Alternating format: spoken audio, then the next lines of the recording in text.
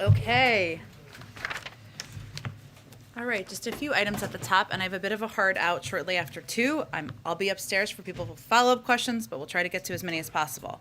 I just wanted to recap just a few of the announcements made today on supply chains. It's a huge announcement, so I wanted to make sure everybody was following it very closely. Thanks to the President's executive order in February, the launch of the Supply Chain Disruptions Task Force in June, and the appointment of a dedicated port envoy in August, public and private sector leaders took another important step in coming together today to speed up the shipment of goods throughout the country by moving towards 24/7 operations. Today, the Port of Los Angeles is expanding to 24/7 operations, which means it has nearly doubled the hours that cargo will be able to move out of its docks. This follows the same commitment from the Port of Long Beach a few weeks ago. The International Longshore and Warehouse Union has announced its members will work those extra shifts, adding needed capacity to clear existing backlogs. Large companies are announcing they will use those expanded hours to move more cargo off the docks so ships can come to shore faster. Walmart, UPS, FedEx, Samsung, Home Depot, and Target are using more off-peak and nighttime hours to increase throughput. These commitments will move more goods faster, including toys, just in case you were wondering, appliances, my kids are, and furniture that Americans purchased online or at their local small businesses, and parts that are sent to U.S. factories for our workers to assemble into products, which will strengthen the resiliency of our supply chains. It was inevitable, as we've talked about a bit in here, that a lot of our economic challenges, that there would be economic challenges coming out of the pandemic. That is why President Biden has been just as focused on this as he has on the other challenges which he addressed in the American Rescue Plan. These commitments are critical, and obviously we're going to continue to build on it from here. I also wanted to note that earlier today, the President signed H.R. 2278, a bill which gives federal designation to the 1,300-mile September 11th National Memorial Trail. The multi-use trail symbolizes resiliency and character while linking the World Trade Center, the Pentagon, and the Flight 93 Memorial. As the bill notes, this is a trail of remembrance to honor the fallen and keep their memories alive, and is a celebration of our nation's resilience and perseverance since September 11th. Finally, I wanted to note that the FDA issued guidance for the food industry that provides voluntary short-term sodium reduction targets in a wide variety of processed, packaged, and restaurant foods. On average, Americans consume 50% more sodium than recommended, which is linked to high blood pressure and increased risk of heart disease and stroke. And we believe that today's action will lead to a 12% reduction in average sodium intake over the next 2.5 years, making this a critical step forward. Josh, why don't you kick us off? Great, thanks, Jen. 2 quick subjects. First, with today's consumer prices report and President Biden's pending choice about leadership of the Federal Reserve, how patient is this administration with inflation consistently running above the Fed's 2% target? Well, as you know, Josh, from following this closely, we obviously defer to the Federal Reserve and their projections and official targets, which they make regularly. I would note that we've seen a decrease over the course of time, and that is still evident if you look month to month with the data that came out this morning. So between the second quarter and third quarter of this year, monthly inflation increases have actually decelerated by 50%. And just to give you more specific data points, it was around 0.8%, and then it went down to 0.4%, hence 50%. So we think this decrease reflects the view of the Federal Reserve, continues to be, and many Wall Street forecasters, which continue to project that inflation is expected to continue to decelerate in 2022 and beyond as we come out of the pandemic. So it's not about patience to us. We certainly understood and knew that when we were coming in, when the president was coming into office, and he was coming in at a time where we needed to turn the economy back on, where he was coming in at a time where unemployment was high, where wages were down, demand was down, which, as you know, you have once you build up, when demand increases, that can result in an increase in prices. That over time, as the economy was turning back on, we'd see some of these transitory effects. That's what's been predicted. That's what we have been planning for, and of course, next year we expect it to come down as outside forecasters are projecting. Gotcha. Secondly, Virginia gubernatorial candidate Terry McAuliffe told AP that he was frustrated by the delay in passing infrastructure, saying, quote, they all got to get their act together and vote. What does President Biden believe he can do to make talks move faster and show verifiable progress for Democrats who are seeking office right now? Well, time is not unlimited, Josh, and certainly the president and our entire senior team is continuing to press all members about the need to move forward and to find a way to unify around a package that can deliver results to the American people. It is certainly notable that, of course, former Governor McAuliffe may or may not, he has an election coming up, and so his timeline may be a little pressed by that. Doesn't take an outside political analyst to tell you that, but certainly the president would like to move forward. He's pressing members to move forward. He's been very engaged over the last several days, as he has been throughout, as have members of our senior team, and as I said at the outset, time is not unlimited. Go ahead. Hey, Jen, on the supply chain issue, Secretary Buttigieg is saying that there may be challenges for last-minute shoppers among them. Secretary Yellen says there could be isolated shortages of goods in the coming months. So can you give us a realistic breakdown of what Americans could be facing on these shortages come the holiday season? What are we talking about? For shipment of goods, which I assume is what you're asking Yes. about. So the reason that the president has been working so hard for months, long before the last few weeks, to address supply chain issues is because he knew they were multifaceted and that they were impacting a lot of different industries. I know you're asking about shipments and the shipment and movement of goods. And obviously the announcement today related to the ports is a reflection of action taken by the president, by this administration to have an immediate impact. Obviously, there's more that we will continue to press to be done as we're looking to increase the shipment of goods moving more quickly. That's one of the bottlenecks in the supply chain that will help address those concerns people have. Look, I can't make a prediction for you that we're going to solve every issue tomorrow and next week. We're not. We're coming out of an economic crisis caused by a pandemic. But what we are doing is working to using every tool at our disposal to ease the impact on the American people, ease the impact on families as we look to the holidays, but certainly beyond that. But should Americans expect that this will get worse before it gets better? I'm not going to make a prediction of that from here. We know there are a number of issues that impact the supply chain, and I don't want to make a prediction because it's not just one issue. Certainly, increasing the capacity at ports, and increasing the number of hours will have a positive impact. There's no question about that. But there are other issues that impact the global supply chain, including the pandemic, something that we are working 24 hours a day to help address around the world. That's impacted manufacturing in some countries, manufacturing of goods in some places, and reducing the supply in some places. That's one of the factors too. We're also working to address that.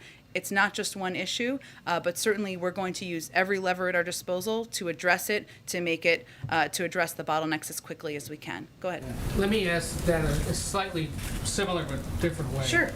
Based on everything being announced today, Yeah.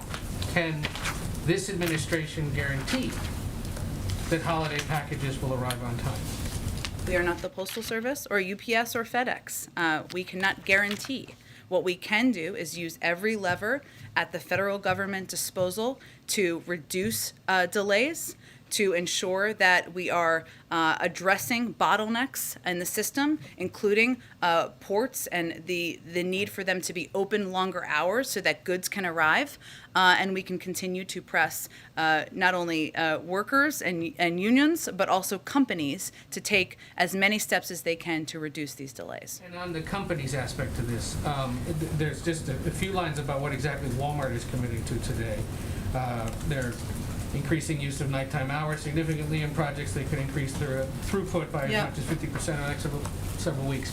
This is a company that was frequently maligned during the Democratic presidential primary as paying workers pretty bad wages in the view of those that were running. Did the administration seek any assurances from Walmart that these changes won't affect their store workers, or that there might be some kind of either pay raise or other labor assurances for those that are going to have to work these extra hours? I think you're very familiar, Ed, with where the president stands on the minimum wage. The fact that it's long overdue to increase the minimum wage, something that he has been quite vocal about for a range of companies. It is also true that we recognize that families, people across the country are purchasing, whether they're toys or gifts or just household goods from a range of suppliers, including Walmart. And we are working to ease the burden on them at the same time. But we are not taking our foot off the gas pedal of pressing for an increase in the minimum wage and for companies to do the right thing. Go ahead. Thanks, Jen. You guys have had this task force since June. There was the executive order back in February. You've been talking about how the president's been on top of this for months, but it seemed to get a lot worse before it's gotten better. And often pointing to the pandemic as being a contributing factor. But we've been in the pandemic for a year and a half now. So why did it take until today to get these kinds of commitments that we're seeing from the various groups that are here with the president today? Well, I will say that we have had, maybe everybody wasn't here for this, but we have had the chairs of our supply chain task force in here at least twice to provide updates on the work that has been ongoing under this administration. One of those issues has certainly been ensuring that there aren't bottlenecks at ports, but there are a lot of other issues that we've been working to address in the global supply chain.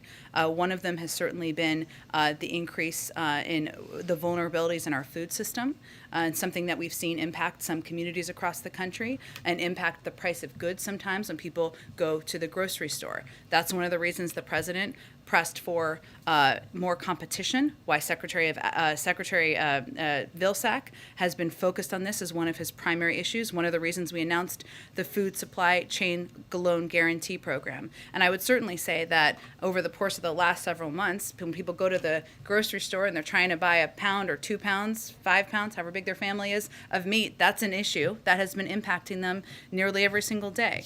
We also know that there are issues in the supply chain as it relates to housing and the cost of housing across the country. That's one of the reasons the president has been so focused and the supply chain task force has been focused, and there's money also in some of his proposals he signed into law to address that issue, to reduce the cost of lumber and make sure that that is available so that new houses can be built and we can address the housing shortage and address housing prices. So I would say for average people sitting at home, they're not focused just on the port. Of course they are. They're focused on getting their goods, but they're focused on the cost of goods. They're focused on how much meat costs. They're focused on what their checkbook looks like. And we've been working to address each of those issues in the supply chain from the beginning of this administration.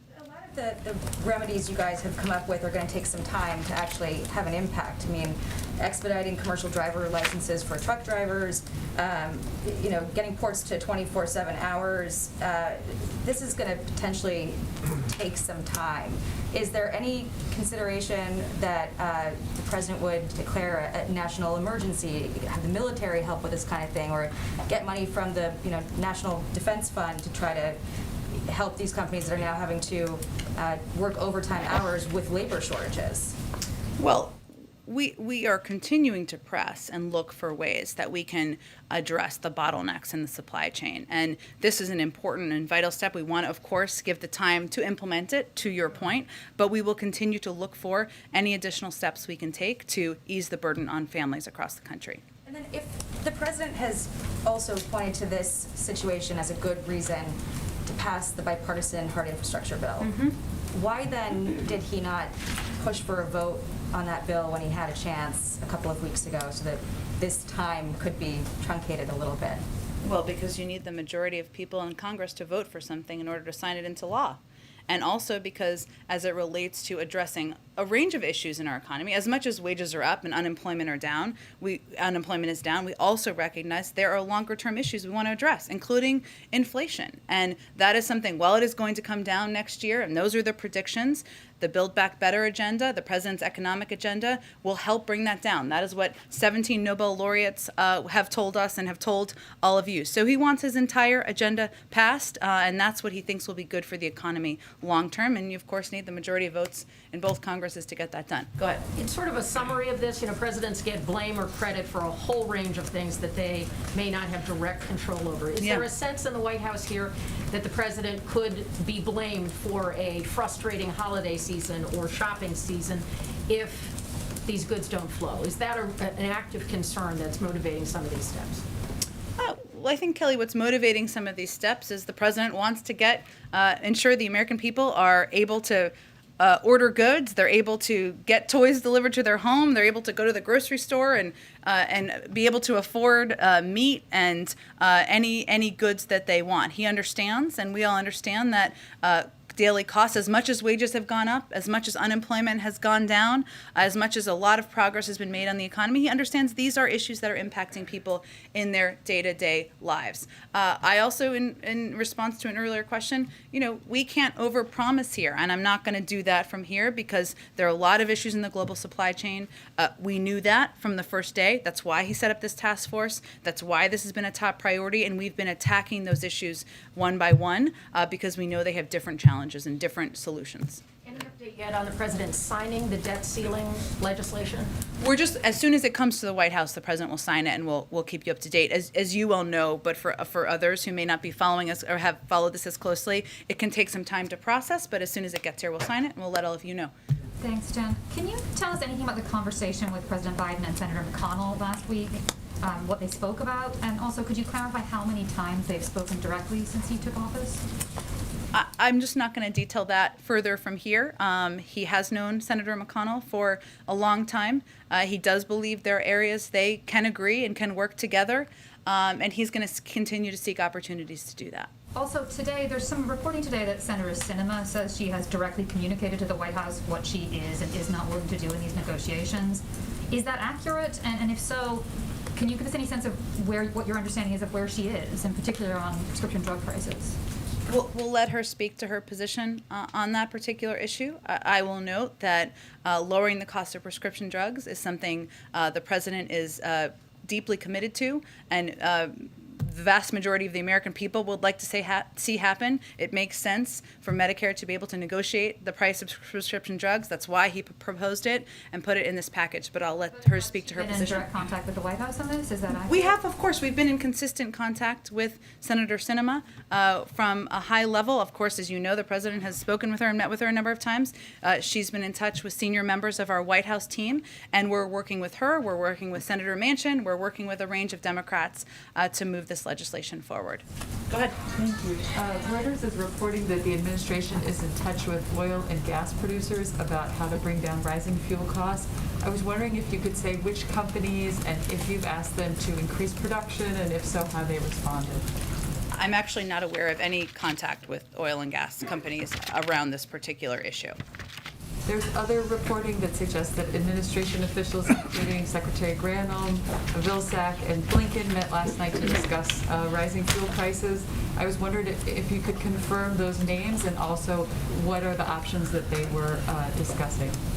Well, we are very well aware, for a range of issues, and we should talk about those, that the American people are, of course, impacted by rising prices of gas in some parts of the country, not all, and also looking ahead to the winter season and looking at natural gas supply out there. Maybe they don't look at it exactly through that prism, but I would say we do. And so, of course, the president has asked his economic team, as they do on any range of issues impacting the public, to continue to discuss what the options are that we can take to address these shortages. Now, we know that some of the issue here is supply as a result of the pandemic, and there's a natural gas shortage around the world, hence the need for the United States to continue to export natural gas. There are a range of course, options that we can look into to help address, but I'm not in a position yet to outline anything more any additional steps we can take. Could you say if the administration has a preferred oil price per barrel? I'm not going to outline that from here. Go ahead. Is there any concern in the White House that the embrace of the Fed's use of transitory at best makes your job more complicated month over month to explain what's going on with inflation? At worst, could be misleading for folks who don't necessarily get that transitory may mean a year or longer? Well, the way we view it is that it's important to preserve the independence of the Federal Reserve, and that can give the American people and the markets confidence in what their projections and their predictions are. And that's long been how these issues have been approached throughout history. And we think that's important to continue that trend. Transitory, I guess I don't have an assessment of how many people know exactly what that means or what that means to them. We know that what the Federal Reserve and Wall Street economists and others are projecting is that the rate of inflation will come down next year. What that means is that as people have seen these increase in some costs of goods over the course of the last year or so, as the economy is turning back on, and as I would note, we were turning from a period of time where the unemployment rate was high, people didn't have a lot of excess money and wages to spend on goods, so naturally the demand has come up over the course of the last year, that is the projection is it's coming down. So I wouldn't say it's complicated as for us. We look at things over the long term, and we know that if the American people, businesses, the markets can rely on the independence of the Federal Reserve, that's good for the economy and good for the integrity of that. I think to put a finer point on it, I just mean that everyone was saying transitory in February and March. I understand the nuance and the economics of what's Yes, going on I know here. you do, But when the deceleration is happening slower, perhaps than people expected a few months ago, Yeah. and people are still paying 10 or 15 or 20% more for meat, and they're saying, why was it supposed to be transitory 3 months ago, 4 months ago, and we're still here? Does that make things more difficult to explain as to why this is the case? Well, it requires us explaining, and through working with all of you as well, that the cost of meat is also related to competition and the small number of large meat producers who have a dominance over the market, and the fact that a lot of these issues are not as simple as a one-sentence explanation, and that different industries have different issues in the supply chains, different issues that are causing some increases in prices, and also because we all understand the American people are not looking at cost-to-cost comparisons from this year to 2 years ago. They're looking at cost-to-cost comparisons to their checkbooks from 8 months ago or 12 months ago. And even though factually, if you look back to 2 years ago, things may be comparative, that's not how people look at things. So our objective here is to tackle each of these issues with the approach that we think will help address it in the shortest term. And just one more on supply chains. To what degree is the work of the task force kind of underscored just how limited the options may be for the federal government dealing with a global economic, first time coming out of a once-in-a-century pandemic type of situation right now? Well, I think there are some realities about an economy turning back on. And moving from a period where there was low demand, where there was not the production of goods, even of a range of supplies the American people are looking for, that as it's turning back on and as demand has increased as it did, that there would be ups and downs. And that's what we're experiencing right now. And our hope and our intention is to continue to implement policies that will help address this over the long term and ensure that we can address inflation over the long term, which is exactly what the president's agenda will do. Thanks, Jim. On the issue of wages, has the president given up on the idea of a $15 minimum wage, or is that something he still intends to pursue, and if so, when? Absolutely. He wants to increase the minimum wage to $15 an hour. He remains committed. As you know, it was in an earlier package and then was not approved by the parliamentarian, but it is something that he's still absolutely committed to increasing. He thinks it's long overdue. Go ahead. Thanks, Jen. I have 2 questions. The first is just on the rules around the employer mandates or around vaccinations. Sure. The OSHA regulations? Yes, the OSHA regulations, sorry. Getting to the White House today or yesterday, and kind of what's next, how long you think it will take for the White House to review, since this is an emergency situation has been framed as such. And then how long it would take to implement, like sort of what's the time frame that's actually happening now? So we don't always typically pay attention to the OIRA process, which is understandable, but what's happened right now is OSHA, Occupational Safety and Health Administration, they created these regulations. They've been working expeditiously to develop an emergency temporary standard that covers employers with 100 or more employees. So that's, of course, what you're referring to, but just to get us up to speed here, to ensure workers who are fully vaccinated or undergo weekly testing to protect undergo weekly testing or are fully vaccinated to protect employees. So as part of the regulatory review process, what happened yesterday is the agency submitted the initial text of the emergency temporary standard to the Office of Management and Budget. And now what happens is that it will be reviewed by the Office of Management and Budget OIRA, which is a division of the Office of Management and Budget that does regulatory reviews. We don't, as a long-standing practice, comment on the timeline of how long that takes because we want to allow that process to happen. But it should be an indication that it's there, and now it is being reviewed. And once it is finalized and through the OIRA process and review, it will be posted publicly in the Federal Register, and you will all have access to every detail of it. Okay, one other question on a different subject.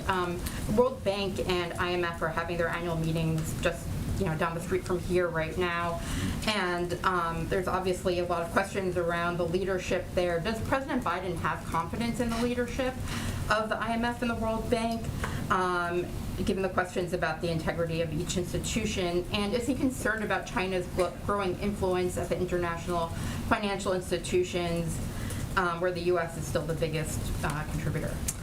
Well, I believe the Treasury Department did express concern about a report that was recently issued, so it's certainly point you to that. Otherwise, the president continues to have confidence. Go ahead. The President's Commission on Review of the Supreme Court and Suggestion of Reforms is said to be wrapping up its work this week.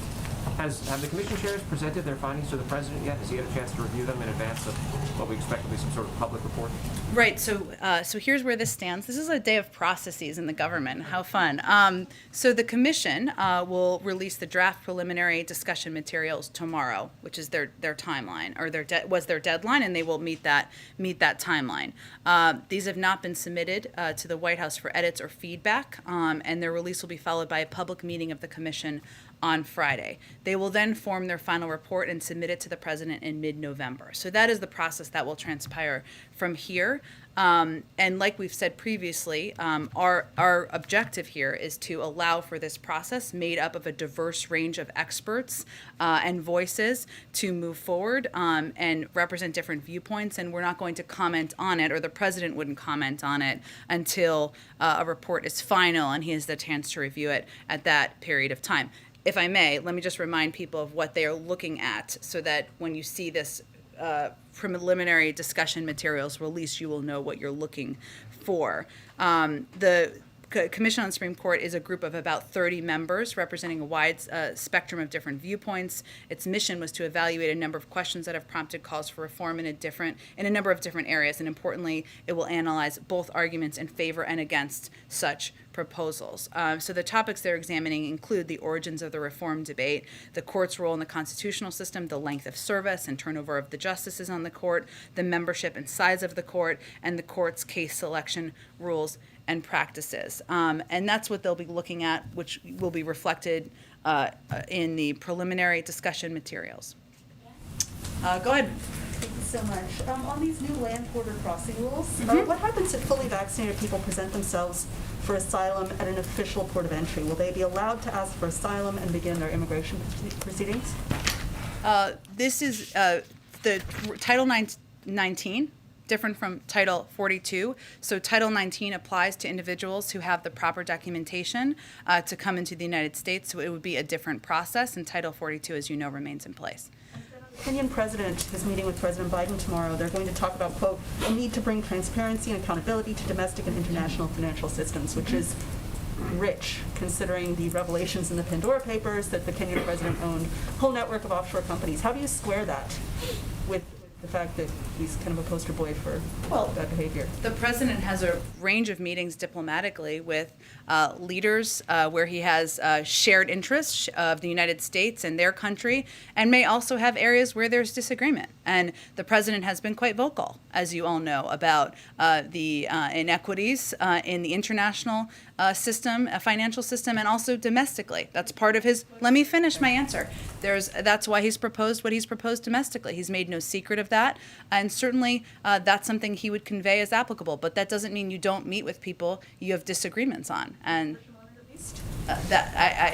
his view on this has been quite clear, and I don't think he will hold back. But I would remind you, we have a range of interests in working with Kenya and working with them on issues in Africa, in the region, and that will be the primary focus of the meeting. Go ahead. Thanks, Jen. Okay, last one. Okay. Last one, Karen. Thanks. The White House told governors yesterday to be ready in early November to start vaccinating kids ages 5 through 11. There was a poll in September from the Kaiser Family Foundation that said a third of parents are going to do this right away. 32% of parents said they wanted to wait and see. You guys have been doing this now for 9 months to try and encourage adults to get vaccinated. What do you do the same to encourage parents to get their kids vaccinated, and what has to be done differently given this unique age group? What are the concerns there? Well, we certainly understand. You're a parent. I'm a parent. Parents are going to want to go and ask their doctor questions, ask their pediatrician questions, better understand the safety, the efficacy of the vaccine. Yes, of course, it wouldn't be available until it's fully through the gold standard FDA approval process, but we know that, we understand that. What we will be doing is, of course, knock on wood, when this is approved, empowering local medical experts, pediatricians, doctors who can speak to this, who can answer questions as they have them. We'll be encouraging people to speak to their doctors. I'm sure as we get closer, if we get to that point, we will have more to say about how we'll be communicating with parents and meeting them where they are. Thanks, everyone.